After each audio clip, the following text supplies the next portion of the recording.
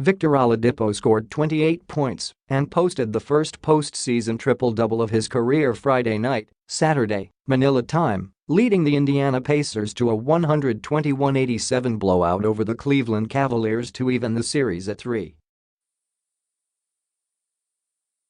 Game 7 will be played Sunday in Cleveland. The three-time defending Eastern Conference champs again were led by LeBron James with 22 points, 7 assists and 5 rebounds despite sitting out the entire fourth quarter.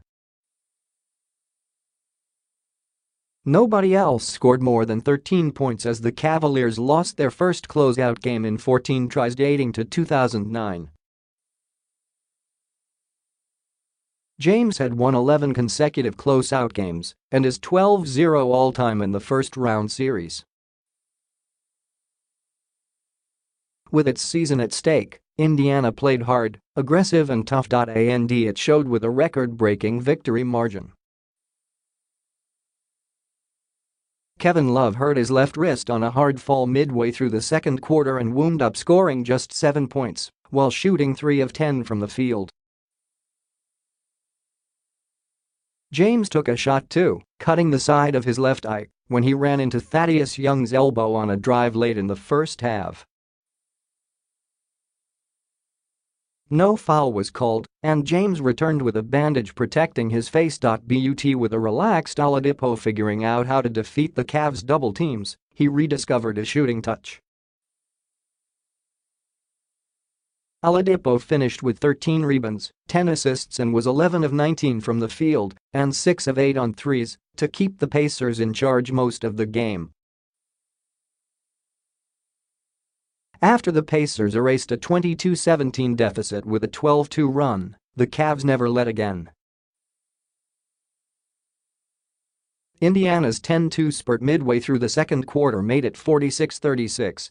The Pacers opened the third by scoring the first 5 points to make it 62-47, and then they poured it on. Miles Turner's three-pointer with 7:03 left in the third made it a 20-point game, and the Pacers closed the quarter on a 10-1 run to extend the lead to 92-67. Tip-ins. Cavaliers. The 34-point margin was Cleveland's worst playoff loss since James returned. The Cavs finished 1-4 in Indianapolis this season after falling to 4-6 in the season series. Cleveland has only lost 8 playoff games against the East since 2015, 3 in the series. Last year, the Cavs averaged 116.2 points per game. This year, they've only reached triple digits once in the 6 games. Jeff Green scored 13 points and Rodney Hood had 12 as the Cavs committed 15 turnover and were 12 of 38 on threes. Pacers have not lost 3 straight games since snapping a 5-game skid in early January. The Pacers' 3 wins have come by 18, 2 and 34 points. The Cavs' wins have come by margins of 3, 4 and 3 points. Indiana has been eliminated by James' teams in 4 of its last 6 playoff appearances. The Pacers produced their highest point total in the series Friday.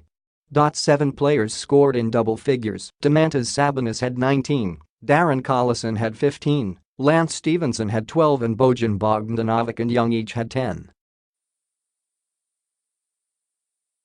Indiana was 15 of 30 on threes. Call it as they see it. Pacers coach Nate McMillan artfully dodged a pre-game question about whether he thought LeBron James got the bulk of close calls in the series. Indianapolis Mayor Joe Hogsett did not. Hogsett signed an executive order declaring that unlike some cities, goaltending remains an illegal action in the game of basketball for all players, on all teams, without exception, he wrote. The proclamation continued, Indiana is the center of the basketball universe, and sometimes that means we have an obligation to stand up and defend the basic rules of the game.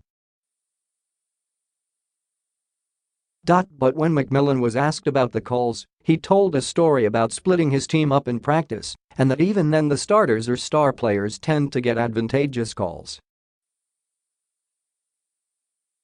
"Sometimes it's human nature to have this player and give it to this player," he said playfully without identifying names.